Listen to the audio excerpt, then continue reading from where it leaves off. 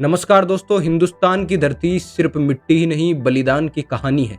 ये वो भूमि है जहाँ हर कण में किसी वीर का रक्त मिला है, जहाँ वीरों ने अपने प्राण देकर हमारी संस्कृति, हमारे संस्कारों और हमारे स्वाभिमान की रक्षा की है। ऐसी ही पुण्य भूमि है हरियाणा की, वैदिक सभ्यता की जननी, यज्ञों की स्थली, जहाँ ज्ञान के दीप जले और रणबांकुरों ने दुश्मनों की नींद उड़ाई।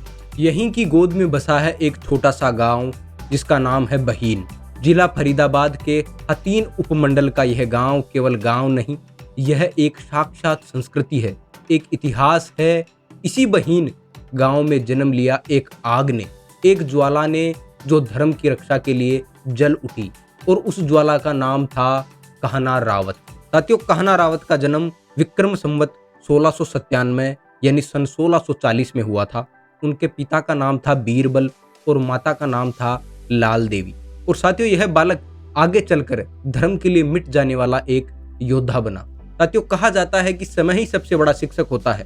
उस समय मुगलों की सत्ता चरम पर थी।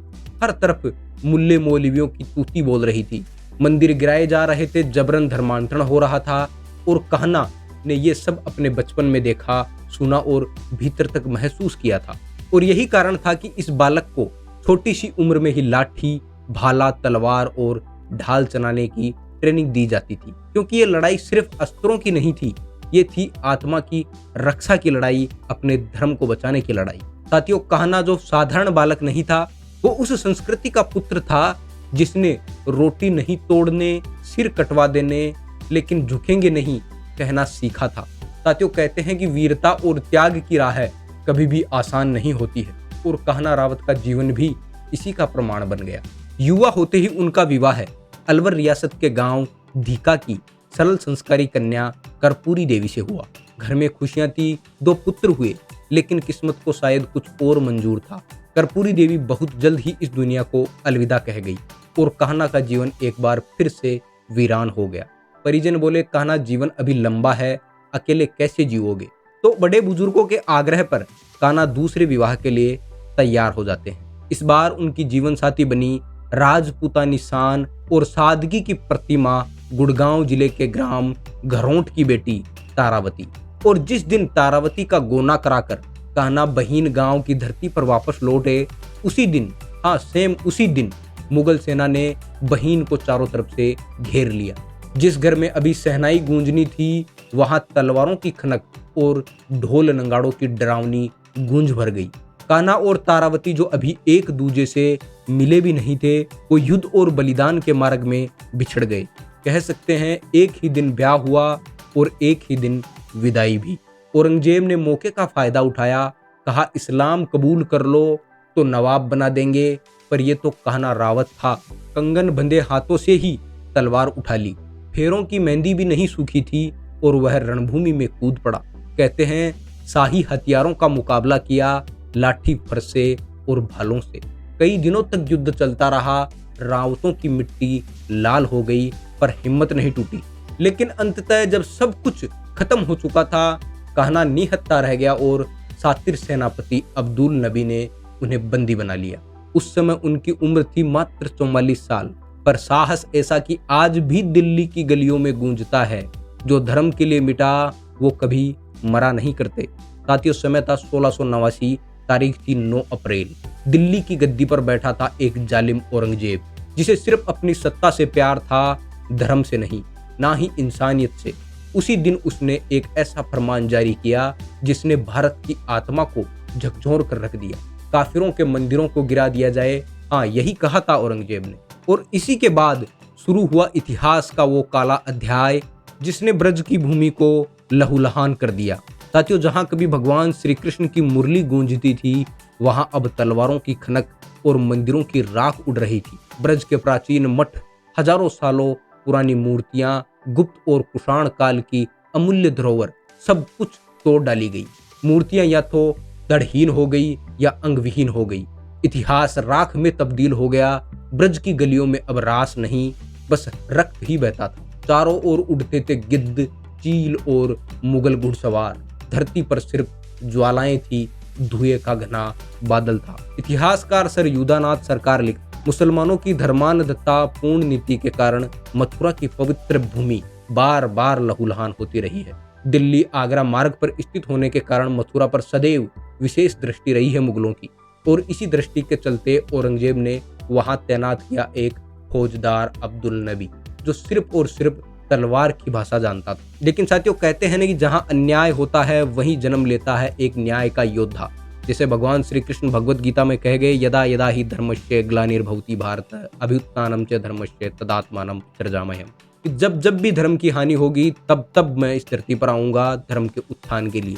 और इस बार भगवान श्री कृष्ण आए कहना रावत के रूप में। और साथियों, इसी प्रकार मथुरा की धधकती मिट्टी में खड़ा हो गया कहना रावत, एक नाम जो जमीर की आवाज बन गया। समय था सन 1678 का। मथुरा की धरती पर किसान अपनी खेतों में हल चला रहे थे और आसमान में शांति की उम्मीद टिकी थी कि बारिश होगी। लेकिन तभी आसमान में काली घटा नहीं बल्कि औरंगजेब के जुल्मों की आंधी उमड़ आई। अब्दुल नबी का भेजा हुआ मुगल दस्ता चारों ओर फैल गया। मकसद था सिर्फ एक, लगान वसूलो, और कोई अगर ना दे तो छीन लो, सब कुछ छीन लो।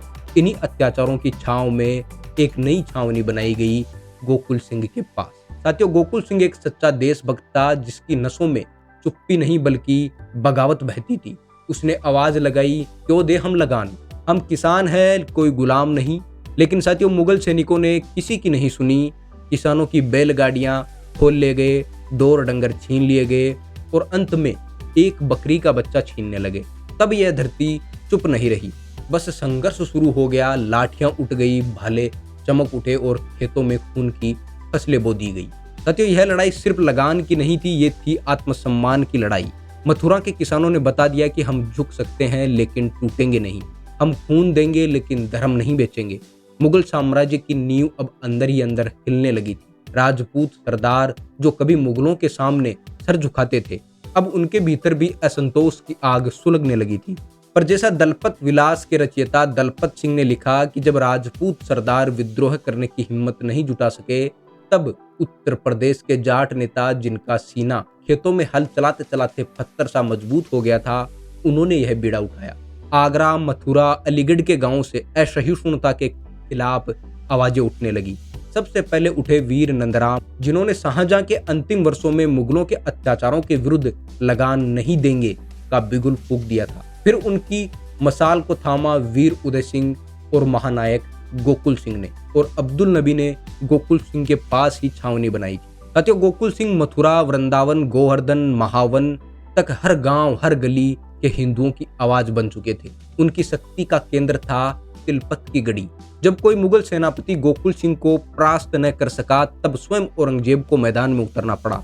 पर वो नहीं जानता था कि उसके सामने कोई सामान्य योद्धा नहीं बल्कि धरती माँ का एक जाट पुत्र खड़ा था।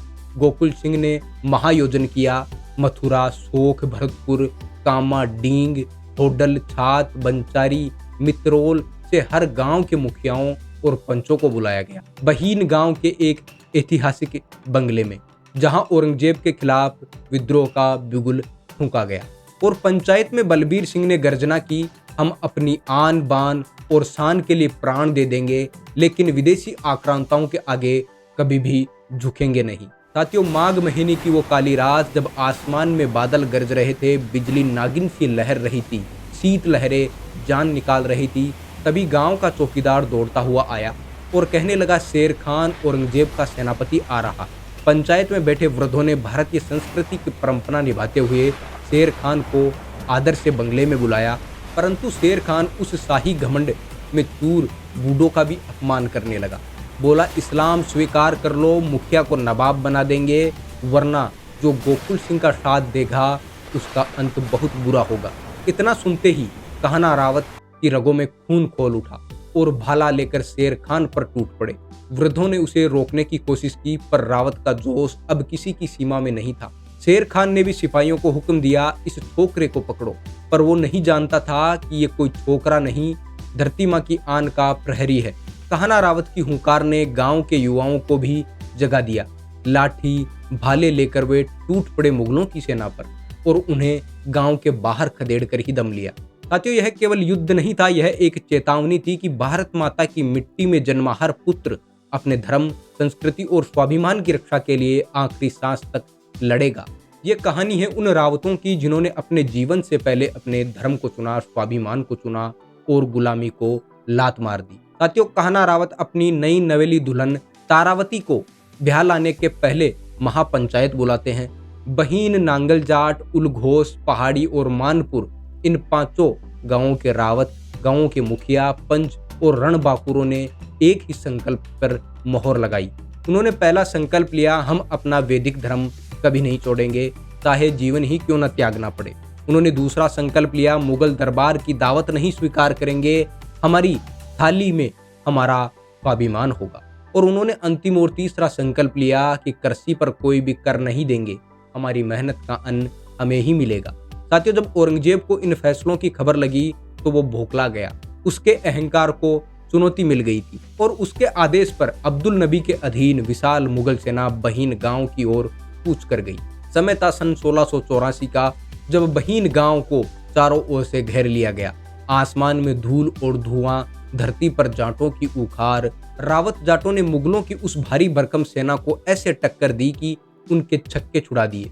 मुगलों की पहली पंक्ति रौंद दी गई, उनके हाथी और घोड़े उल्टे पांव भागने लगे। लेकिन फिरोजपुर झिरका से जब दूसरी मुगल टुकड़ी आई, हथियारों से लेस, संख्या में कई गुना अधिक, तो रणभूमि का पलड़ा मुगलों की ओर झुकने लगा।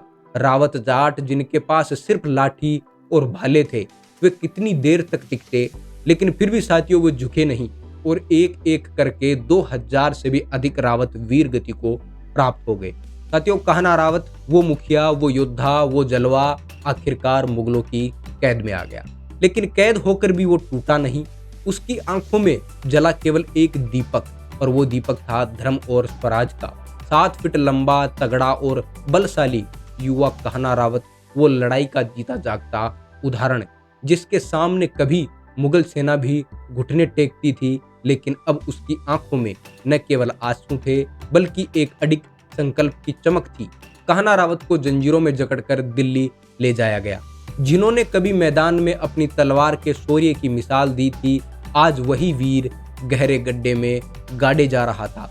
दर्द से उसके पैरों में बेड़ियां पड़ी थी, हाथों में हथकड़ियां और गली में चक्की के पाट थे। हर पल वह अमानवीय यातनाओं का सामना कर रहा था, लेकिन फिर भी उनकी आंखों में उस संकल्प का धुआं साफ था जिसने उसे कभी टूटने नहीं दिया।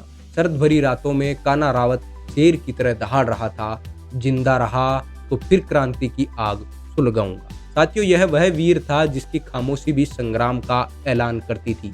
एक दिन औरंगजेब ने अजमेरी गेट की जेल में जाकर कान्हा रावत से मुलाकात की और औरंगजेब ने उनको लालच दिया और वह बोला, वीर रावत, मुझे अफसोस है कि तुझे यह कष्ट सहना पड़ा। अगर तू मेरी बात माने तो मैं तुझे जागीरी दे सकता हूँ, तेरे घर का सुख चैन लौटा सकता हूँ। लेकिन कान्हा रावत ने उसे न सिर्फ नकार दिया बल्कि बादशाह को ये और हिदायत दी कि तुम मुझे धन दौलत दे सकते हो, लेकिन मेरे स्वाभिमान को कभी नहीं छीन सकते। तुम मुझे गोली से मार सकते हो, लेकिन मेरे दिल में जो राष्ट्र और धर्म का प्यार है उससे मुझे कोई भी नहीं हरा सकता। साथियों, क्या कायरता का कोई स्थान था रावतों के इतिहास में? क्या रावतों की शान पर कोई दाग लगने देने वाला था? साथियों, उसके बाद एक दिन कान्हा रावत के छोटे भाई दल शाह उनसे मिलने के लिए आए और उन्होंने कान्हा के शरीर पर कोड़ों के निशान देखे।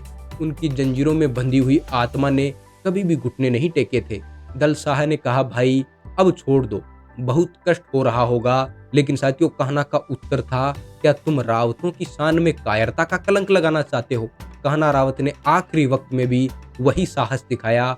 उसकी आत्मा स्वतंत्रता के जज्बे से भरपूर थी। उसने बताया, तुम कह रहे हो मैं मर जाऊं, लेकिन इस कष्ट में भी मैं हमेशा जीवित रहूंगा। कान्हा रावत ने औरंगजेब के आदेश पर अपनी जान दे दी, लेकिन स्वाभिमान और धर्म की ज्योति को कभी बुझने नहीं दिया। वह वीर मरकर भी अमर हो गया। साथियों, दिल्ली के अजमेरी गेट के पास वह स्थान अब भी रावत पाड़ा के नाम से प्रसिद्ध है, जहां रावतों की वीरता की गवाही देने वाला एक टीला आज भी खड़ा है। किंतु साथियों, यह दुर्भाग्य है कि किसी राष्ट्रीय लेखक ने कान्हा रावत की शहादत पर कोई किताब नहीं लिखी, लेकिन रावतों की आत्मा अब भी जीवित है। उनकी वीरता को आज भी याद किया जाता है। कान्हा रावत, तुम हमेशा अमर रहोगे। साथियों, अगर आपको हमारा वीडियो अच्छा लगा हो तो चैनल को सब्सक्राइब कीजिए। धन्यवाद। जय हिंद, जय कान्हा रावत।